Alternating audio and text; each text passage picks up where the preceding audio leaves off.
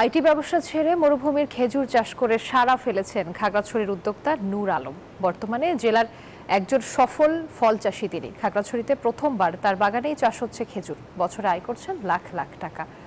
তার সফলতায় আগ্রহী হচ্ছেন স্থানীয়রাও। উদ্যোক্তা বাড়ানোর চেষ্টা করছে কৃষি বিভাগ। জহুরুল আলমের তথ্য ছবিতে ডেস্ক রিপোর্ট।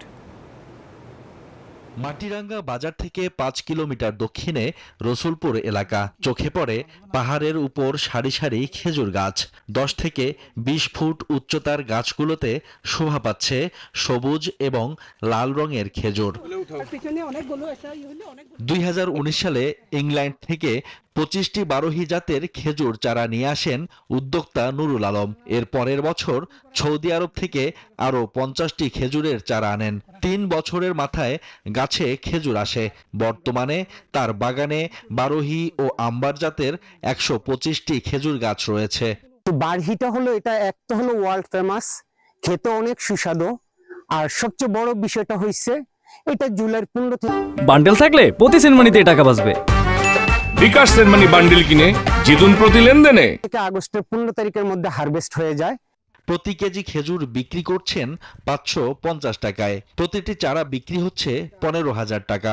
গত বছর খেজুর ও চারা বিক্রি করেছেন ৩ লাখ টাকায়। এবছর ৭ লাখ টাকার বেশি বিক্রির আশা করছেন তিনি।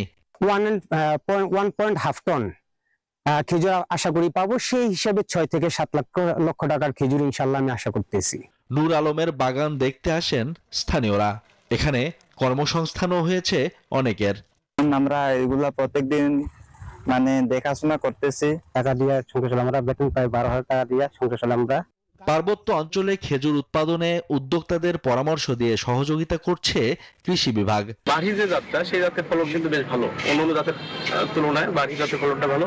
এই জাতটা পাহাড়ে সম্প্রসারণ করা যেতে পারে। দেশে খেজুরের উৎপাদন বাড়লে আমদানি নির্ভরতা কমার পাশাপাশি বেকারত্ব দূর হবে বলে মনে করেন উদ্যোক্তারা।